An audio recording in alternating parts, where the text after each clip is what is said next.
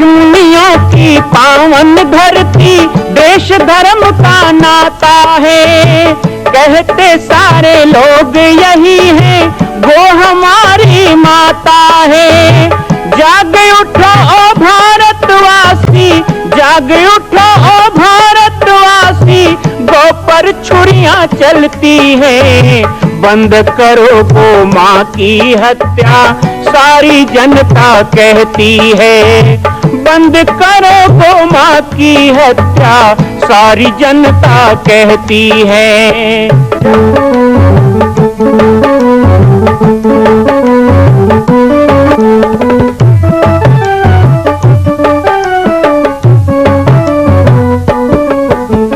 जगह जगह पर बूचड़ खाना, लाखों गौएं कटती हैं। किसे सुनाए व्यथा हमारी, नैना नीर बहाती है। रक्षा करना गौ माता की, रक्षा करना गौ माता की, गीता ज्ञान सिखाती है।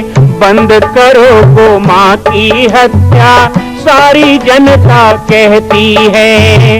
बंद करो गौ माँ की हत्या, सारी जनता कहती है।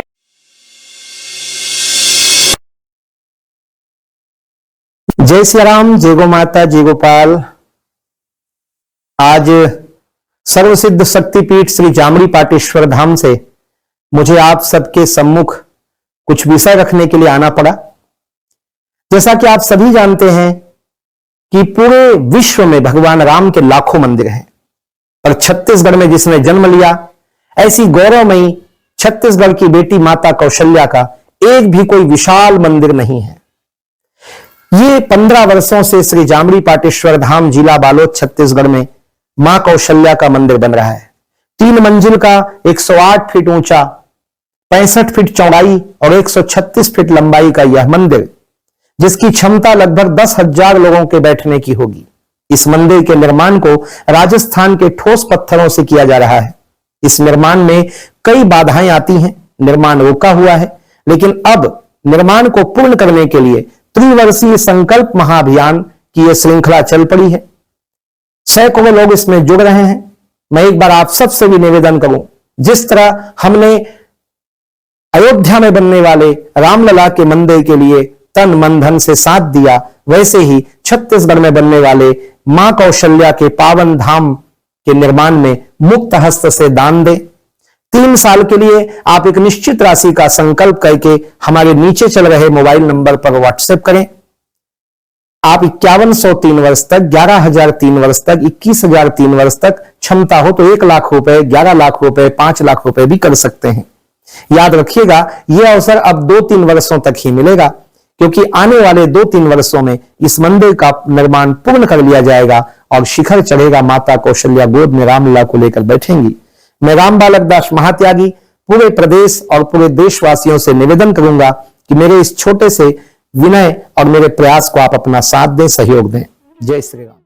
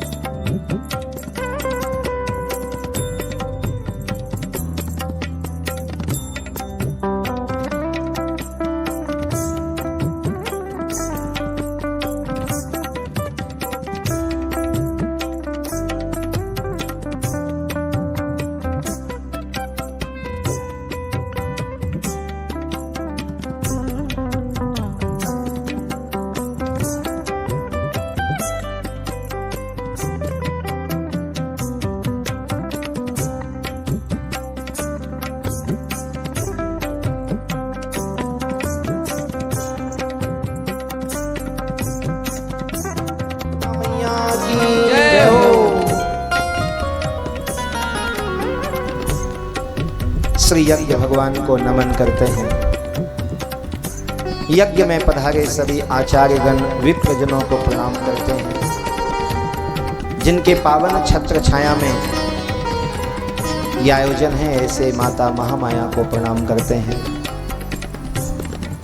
जिनकी कृपा लवलेश थे ये सब कुछ संभव, ऐसे पूज्य सद्गुरुदेव श्री राजयोगी बाबा जी को प्रणाम करते हैं। श्री लक्ष्मी नारायण महायज्ञ समिति के सभी पदाधिकारीगण, सदस्यगण, सभी आयोजकगण, विभिन्न गांवों से आए हुए राम कथा प्रेमी, यज्ञ प्रेमी सज्जन वृंद, छत्तीसगढ़, मध्य प्रदेश और महाराष्ट्र तीनों प्रदेश की यहाँ उपस्थिति है। तीनों प्रदेश के आए हुए हमारे प्रभारी मंडलाधिकारीगण, सभी हमारी मातृशक्ति श्रद्धामयी वात्सल्यमयी माताएं, सभी बहनें, सभी युवा साथी, आज यज्ञ के तीसरे दिन और राम कथा के तीसरे दिवस के मंच पर हम सभी उपस्थित हैं। भगवान के नाम की पावन महिमा, यज्ञ का महत्व पिछले दिनों हम सब ने श्रवण किया और साथ ही साथ कुछ पारिवारिक बातें भी होती हैं। मेरे पास एक दो विचार आ जाए हैं, उन विचारों से ही शुरुआत करें। सबसे पहला विचार आया है, गोस्वामी तुलसीदास जी महाराज ने जैसे वेद व्यास जी ने सभी शास्त्र लिखे, वेद लिखे, शास्त्र लिखे, पुराण लिखे, लेकिन सारे वेद पुराण शास्त्र लिखने के बाद भी उनको संतुष्टि नहीं हो रही, उनको एक आत्मिक आनंद नहीं आ रहा था। तो फिर वेद व्यास जी महाराज ने श्रीमद् भागवत पुराण की रचना की। श्रीमद् भागवत महापुराण रस ग्रंथ है, महाविष्णु के अवतार बालकृष्ण लाल श्याम सुंदर की पावन कथा और श्रीमद् भागवत की कथा लिखने के बाद श्री वेद व्यास जी को बड़ी संतुष्टि मिली, बड़ा आनंद मिला। तो जिज्ञासा आई है कि क्या इसी तरह गोस्वामी तुलसीदास जी ने 9 ग्रंथ लिखे और 9 ग्रंथ लिखने के बाद दोहावली लिखी, बाहुक लिखा, हनुमान चालीसा भी लिखी, विनय पत्रिका लिखी, लेकिन बहुत सारे भाष्य लिखने के बाद गोस्वामी तुलसीदास जी को वो आनंद, वो संतुष्टि नहीं मिल गई। तो उनको बार बार लगता था कि मैंने लेखनी तो उठाई, लेखनी चल पड़ी इस कोरे कागज पर इस लेखनी का अंत कहाँ है, इस लेखनी की मंजिल कहाँ है, ये लेखनी कहाँ जाके रोके और ऐसे स्थान पर जाकर रोके जहां मुझे भी स्वांतः सुख मिले और सभी को स्वांतः सुख मिले। तो फिर गोस्वामी तुलसीदास जी को एक बार स्वप्नादेश होता है। श्री हनुमान जी महाराज के परम भक्त हैं गोस्वामी तुलसीदास जी। तो श्री हनुमान जी महाराज स्वप्न में आकर कहते हैं कि तुलसी, आपके मन में जो असंतुष्टि है उसको दूर करने के लिए आपको श्री राम जी का ग्रंथ लिखना है, श्री राम कथा लिखनी है। गोस्वामी तुलसीदास जी बड़े प्रसन्न हुए और उन्होंने दूसरे दिन ही काशी में रामचरितमानस लिखना शुरू किया। लेकिन गोसाई जी हिंदी में नहीं लिख रहे थे, संस्कृत में लिखते थे। ऐसी कथा आती है कि गोस्वामी तुलसीदास जी संस्कृत में रामायण लिखने लगे। 1 अध्याय 2 अध्याय उन्होंने लिखा और रात्रि में अपने सिरहाने की तरफ उस ग्रंथ को रख करके सो गए। सुबह उठने के बाद स्वाभाविक है नित्य क्रिया करके पूजा पाठ किया और पूजा पाठ करने के बाद उन्होंने फिर से अपना आसन लगाया, लेखनी उठाई और ग्रंथ खोला कि फिर से लिखें। तो ये तो आश्चर्य हो गया कि जितना उन्होंने पहले दिन लिखा था ना वो सब मिट गया। तो बाबा सोच में पड़ गए कि मैं तो कल लिख रहा था, मैंने पक्का लिखा है, मैंने 2 अध्याय लिखा है, मुझे तो बहुत कुछ याद भी है जो मैंने लिखा है, फिर ये गया कहाँ? कोई बात नहीं, प्रभु की इच्छा, कुछ हुआ होगा।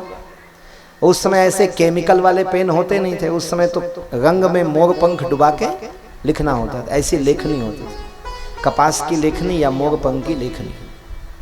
तुलसीदास जी के हाथों से लिखी हुई रामचरितमानस अभी भी राजापुर चित्रकूट में सुरक्षित है, जिसका दर्शन वहां जाने वालों को होता है। बाबा ने फिर दूसरे दिन लिखना शुरू किया। आज तो 3 अध्याय लिख दिया, और 3 अध्याय लिख करके रात्रि होने लगी तो सिरहाने रख दिया और भगवान का नाम लेते विश्राम करने लगे। लेकिन सुबह फिर वही हुआ, कर्मकांड से निवृत्त होकर बाबा तुलसी जब पुनः ग्रंथ लिखने बैठे तो जो पहले दिन लिखा था वो सब कुछ मिट चुका था। अब बाबा को लगा कि कुछ तो गड़बड़ है, ऐसा नहीं हो सकता, ये प्राकृतिक नहीं है, और प्राकृतिक नहीं है तो जरूर प्रभु सत्ता का खेल है। तो उन्होंने ध्यान लगाया, हनुमान जी हृदय में प्रकट हुए। हनुमान जी को उन्होंने पूछा, एक तरफ तो आप कहते हो दादा कि रामायण लिखो रामायण लिखो, और मैं लिखने बैठता हूँ तो आप रोज मिटा देते हो, आपको क्या चाहिए बोलो। तो हनुमान जी महाराज ने उनसे कहा, तुलसी बहुत ग्रंथ हैं, बहुत वेद हैं, बहुत पुराण हैं, बहुत शास्त्र हैं, संस्कृत में बहुत हैं, लेकिन जिन्हें संस्कृत नहीं आता उनके लिए कुछ भी नहीं है। गांव देहात में रहने वाले लोग, और सबसे ज्यादा गांव देहात छत्तीसगढ़ में है, और यही कारण है कि सबसे ज्यादा रामायण भी छत्तीसगढ़ में है। पूरी दुनिया एक तरफ तो छत्तीसगढ़ एक तरफ, सबसे ज्यादा रामायण की मंडली और सबसे ज्यादा नवधा रामायण कहीं होता है तो वो छत्तीसगढ़ की धरती में। अब हो भी क्यों नहीं भाई, हो भी क्यों नहीं, क्योंकि माँ तो केवल माँ होती है, लेकिन डबल माँ होते हैं वो कौन? मामा। तो राम नाम साचा और राम हमर काय, बोलो जोर से, राम नाम साचा राम हमर, और माता मन के नो है भाचा। तो आप लोग राम के मामा और मामी हो। छत्तीसगढ़ भगवान राम का ननिहाल है। अच्छा, राम का ननिहाल ही नहीं है। 2015 में जब जगत गुरु द्वाराचार्य श्री राजेंद्र देवाचार्य जी महाराज पाटेश्वर धाम में गोभक्तमाल कथा करने आए तो उन्होंने भगवान कृष्ण के चरित्र का बखान करते करते बताया, गो माता की महिमा कहते हुए उन्होंने बताई, गाय की महिमा में उन्होंने बताया कि छत्तीसगढ़ केवल राम का ननिहाल नहीं है, बल्कि छत्तीसगढ़ वो भूमि है जहां बड़े मजबूत गाय होती थी, बड़े मजबूत बैल होते थे, इतने मजबूत बैल होते थे कि जिनको नाथना सबके बस की बात नहीं थी। रावण बाणासुर भी जिन बैलों को नाथ ना सके ऐसे बैल होते थे, उसको छत्तीसगढ़िया नाथ लेता था। तो ऐसे ही राजा था नग्नजीत, जैसे समुद्रजीत भी कहते हैं, समुद्रजीत, नग्नजीत, इंद्रजीत। राजा नग्नजीत जिसकी बेटी थी नग्नजीता सत्या, विवाह के योग्य हुई तो मां कौशल्या की पावन जन्मभूमि छत्तीसगढ़ प्रांत में बालोद जिला में स्थित है श्री सर्वसिद्ध शक्तिपीठ जामड़ी पाटेश्वर धाम। परम पूज्य सद्गुरुदेव राजयोगी बाबा जी की तपस्थली श्री पाटेश्वर धाम और विश्व के अद्वितीय मां कौशल्या जन्मभूमि मंदिर निर्माण का दर्शन करने और इसी प्रकार समसामयिक विषयों पर अपना ज्ञान वर्धन करने के लिए और 10,000 गायों के लिए बनने वाले श्री हनुमान नंदीशाला गो अभ्यारण्य का समाचार प्राप्त करने के लिए आप सभी देखते रहें YouTube चैनल पर राम बालक दास, और हमारे चैनल को आप सभी सब्सक्राइब करें, घंटी का बटन दबाएं ताकि आप सूचनाओं से जुड़े रह सकें। जय श्री राम, जय गो माता, जय गोपाल।